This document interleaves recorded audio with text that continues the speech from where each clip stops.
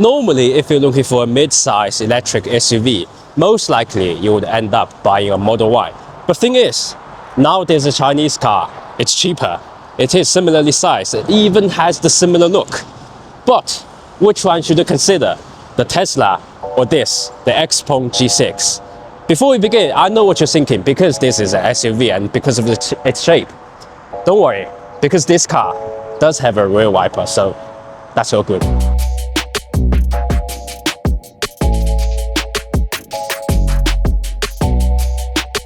It is obvious that the G6 sits in the same segment, a electric coupe-style mid-size SUV. For our overseas viewers, XPeng has an extensive lineup in China, but in the UK, you can only get the G6, that is, at least for now. This being a Chinese car, of course, it's being priced very competitively. So as you can see, the Tesla starts a little bit higher. So the G6 is trying to offer more for less money, especially for the performance version. And I ought to say, there are significant differences in specs and pricing strategies between the Chinese and overseas market. So there will only be one spec available in the UK, where everything come as standard, but you get to choose different battery sizes and performance. Today, I am driving the top spec in China, which is a range extender with a huge 56 kWh battery. As a result, this car's full EV range, just on battery, is over 400 kilometers, and the combined range is well over 1,000 miles. Yes, so if you are a high mileage driver like I am, you'll be feeling much relaxed now. And because the sheer size of the battery, most of the time you're still going to drive this car as a full electric car. Really, the range extender serves like a last resort to reduce the range anxiety. I'm not sure whether this version will be going abroad to the overseas market, but every other bit remain the same, so this is still a good illustration. And also, this top spec in China, before all the discount and subsidies, still costs less than 200,000 Chinese yuan. That's what, 25 grand in the UK? Now that's a really big bargain. Now that you know its price, the next thing is this interior. Well, you just can't ignore this interior. It feels very luxurious with some premium materials. The whole car is completely animal-free, so everything you could touch, everything you could see is man-made leather.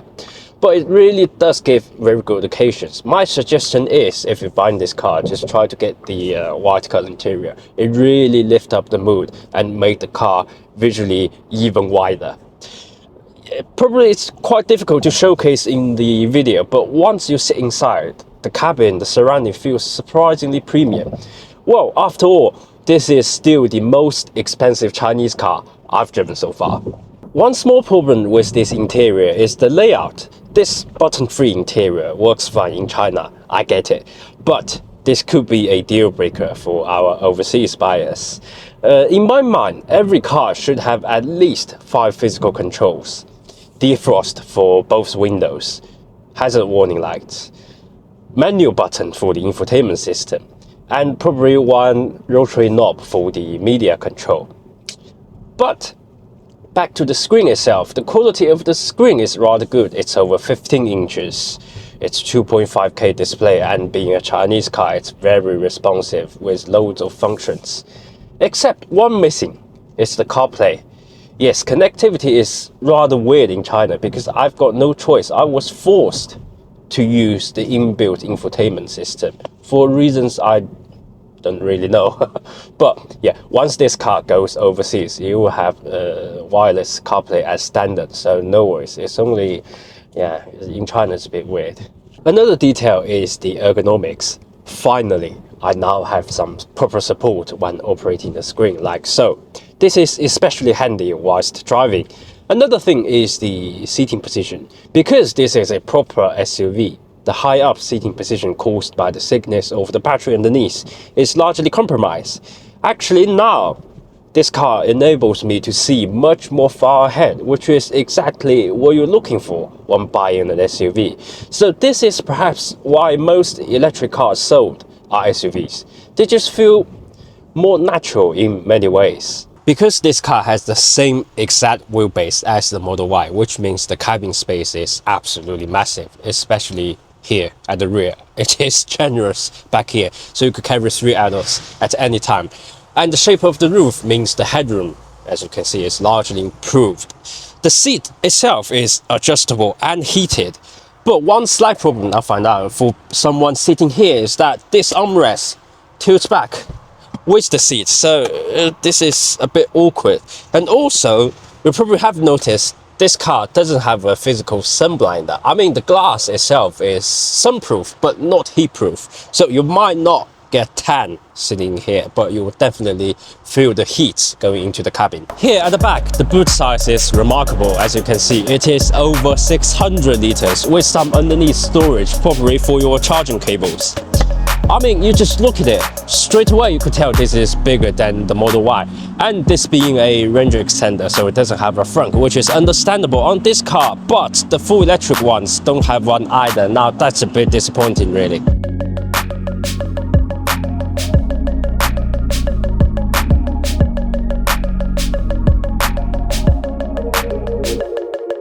The basic chassis setup remains the same as well. You've got double wishbone and 5-link rear independent suspension. But this being a new model, of course, it has some new tricks. Now XPeng has put the DCC variable damping and some hydraulic bushings onto the chassis. This all sounds very exciting, but how does it actually drive? Overall, it's too comfort biased. Even you put the chassis setting all the way to the hardest, it's still a bit too soft, especially at low speeds. Probably you could tell the backhand feels rather unstable, unsteady. The solution to this, weirdly, is by deploying the unchangeable law of speed. Yes, you have to drive faster in this car. This car really comes alive once you go beyond 60 or even 80 kph. It just glides over those uneven surfaces, like a cloud just floating around. So, trust me, the quicker you go, the better the ride becomes. Now, you know the right way to drive this car is to do it quickly, but you might be worried about wing noise. Well, it's okay now, because as you can hear, the NVH in this car is excellent. Firstly, the shape of this car helps reduce wing noise. Secondly, the new model has active noise cancelling through those headrest speakers. Really, if you're not playing music, the only thing you could hear are the tire noise. On that, I strongly suggest you to invest in a premium set of tires. Trust me, this will bring the car, the NVH level and the ride quality to another level. The brake on this car is a pleasure to use. The pedal actually feels quite firm and responsive. The stopping power builds in a relatively linear way. The only slight issue is once you turn on the comfort braking function, it becomes quite vague and fake. For me, it's quite dangerous because you would misjudge the braking input. Other than that, it's all good. And then is the steering. Well, it's a common electronic steering with progressive settings, so I have to say, in the city it's very easy to live with, easy to steer, and the front end is surprisingly responsive.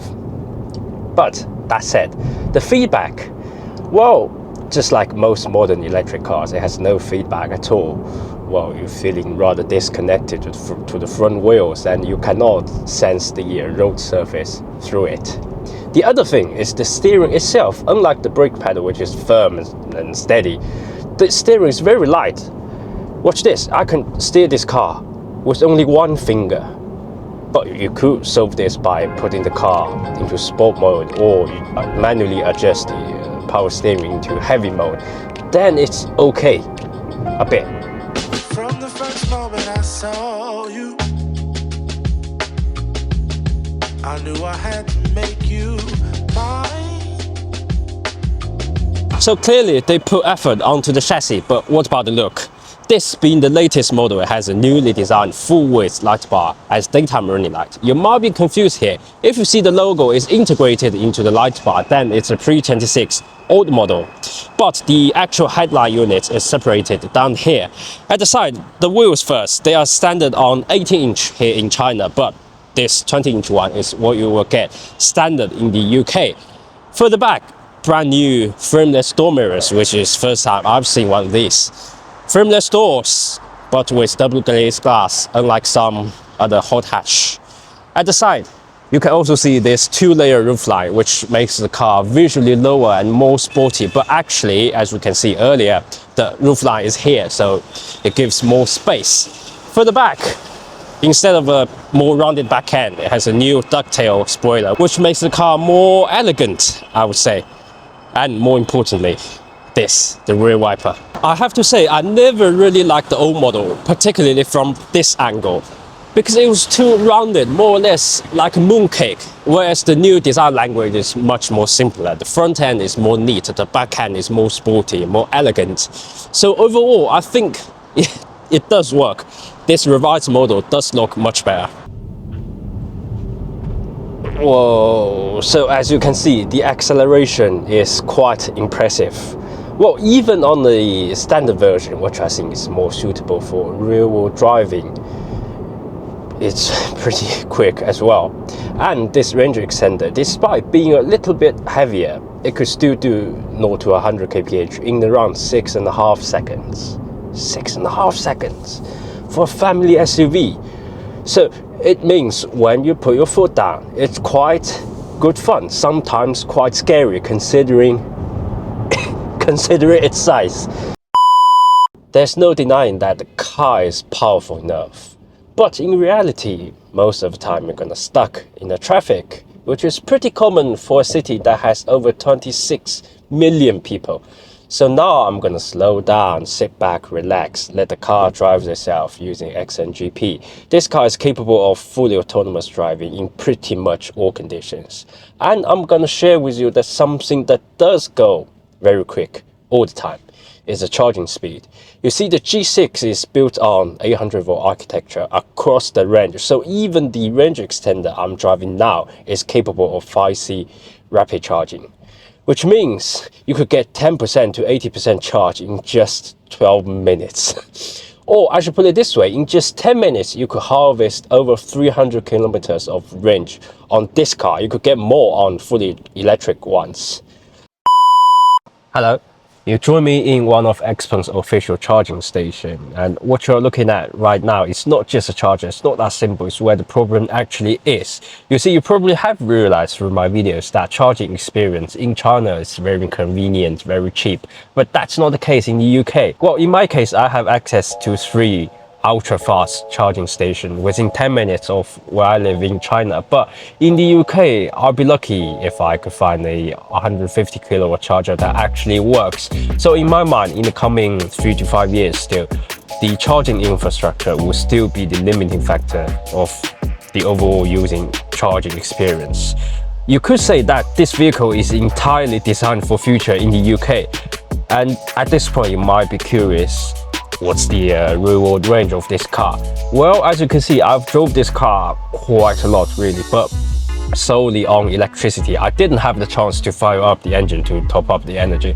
But anyway, I could still achieve 300 to 350 kilometers in the city. It's very difficult for me to pick holes on this car because I rather like it.